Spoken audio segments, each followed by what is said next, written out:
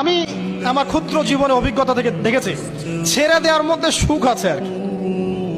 মনে করেন কেউ আপনি গালি দিয়েছে, তো আপনি অনেস্ট, আপনি সৎ এবং আপনি কোনো অন্যায় করেননি, আপনি মাজলুম, তারপরেও আল্লাহর সন্তুষ্টির জন্য ছেড়ে দিলে, আচ্ছা ছাক, কিছু দিচ্ছে বাদ, ওকে কিছু বললাম না, ছেড়ে দিন।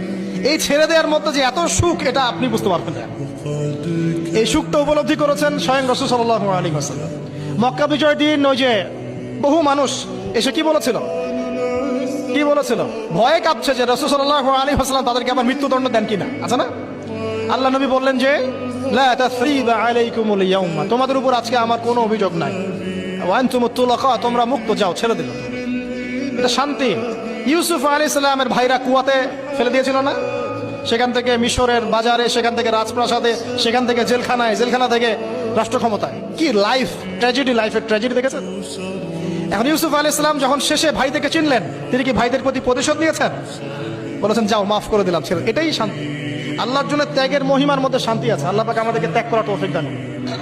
তাই বলে সব জায়গায় আবার ত্যাগ করা যাবে না, এটাও মাথায় রাখতে হবে। বুঝতে পারছেন না কথা বলে? মনে করেন যে আপনার পরিবারে আপনার বোনকে কেউ টিস করেছে, নাউজুবিল্লাহ, ছেড়ে দিব? যা বাবা, তুই টিস করেছিস, যা, দিলাম, ছেড়ে। দেখো, মনে করেন যে কারো সমাজের মধ্যে কাউকে ধর্ষণ করা হচ্ছে, নাউজুবিল্লাহ, আর আমরা বলবো যে যাক, মানবতা দেখালাম, ছেড়ে দিলাম, ইসলাম তো মানবতা ধর্ম, যাও, ছেড়ে দিলাম, বললে হবে? সব জায়গায় ইসলাম মানবতা শেখায় নাই, কারণ কোন জায়গায় মানবতা না শেখানোটাই ফরজ। একজন চোরের উপর আপনি কি মানবতা দেখাবেন? একজন ধর্ষকের উপর আপনি কি মানবতা দেখাবেন যে আরো ধর্ষণ কর বাবা, যা, উৎসাহ দিবেন?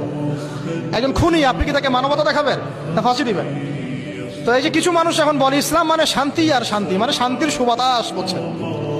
ওরা ওই যে ইসলাম থেকে বদর, উহুদ, খন্দক, খায়বার সব কাট করে ফেলছেন। এগুলো ইসলামে নাই। ইসলামে শুধু আছে সালাম, সালাম, আফসুস সালাম, খালি সালাম দিবা আর তোমরা কি করবো, খাবার খাওয়াবা, ব্যাস। আর ইসলামের যে আরো বড় বড় বিধানগুলো আছে, এগুলো পাশ কাটিয়ে এড়িয়ে যাবে। ইসলাম তো শান্তির ধর্ম। আরে বাবা, শান্তি মানে কি? শান্তি মানে আল্লাহর বিধানগুলো মেনে নিয়ে আল্লাহর সামনে আত্মসমর্পণের মধ্য দিয়ে শান্তি অর্জন করা। এই হলো ইসলামের ডেফিনেশন। আল্লাহ পাক আমাদেরকে পূর্ণাঙ্গতা বোঝার তৌফিক দান করুন, আমিন। হ্যাঁ, যেটা বলছিলাম প্রিয় ভাইরা, অন্যের কষ্ট উপলব্ধি করে আমরা সারা বছর অন্যের স্বার্থকে অগ্রাধিকার দিব।